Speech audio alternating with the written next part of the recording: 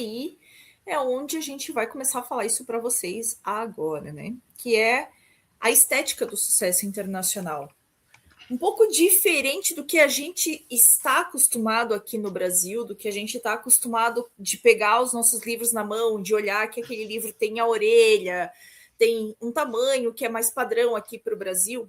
Tem algumas particularidades que devem sim ser observadas e ser respeitadas quando a gente está falando de uma publicação internacional. Por exemplo, a grande maioria dos livros vendidos pela Amazon internacionalmente não tem orelha.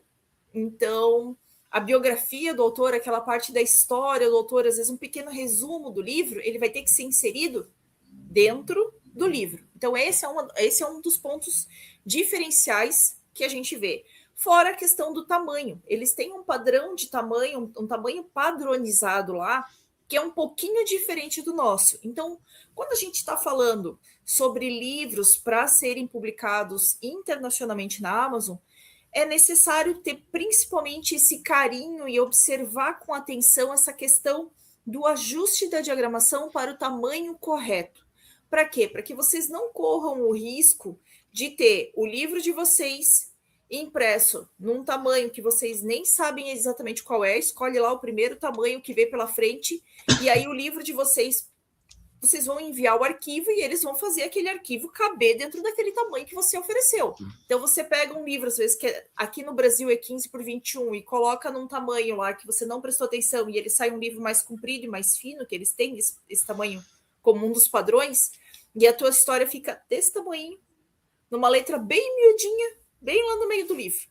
E um monte de espaço em branco, daí tu diz assim, a impressão é horrorosa. Não, não é horrorosa. A impressão é muito boa, desde que o livro seja adaptado e a diagramação seja ajustada para o tamanho para o qual ele vai ser impresso, né, Jeff? Esse é um dos principais pontos de diferença, né?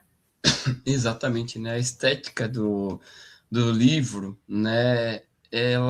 O mercado internacional ele é mais chato, digamos assim, né? Do que os brasileiros, digamos assim. E aí, quando a gente fala dessa questão de por que o mercado internacional é mais chato, é porque no Brasil ainda não se tem aquele hábito de ler quanto o europeu, quanto os outros países do mundo, o japonês, o pessoal da mundo afora, né? A gente está numa crescente boa nos últimos anos, mas por eles já serem leitores mais assíduos do que o Brasil, por exemplo, eles são muito mais exigentes, né? E aí, se o seu livro parece amador, ele não vai ser vendido nem lá nos Estados Unidos, nem muito menos em Portugal, por exemplo.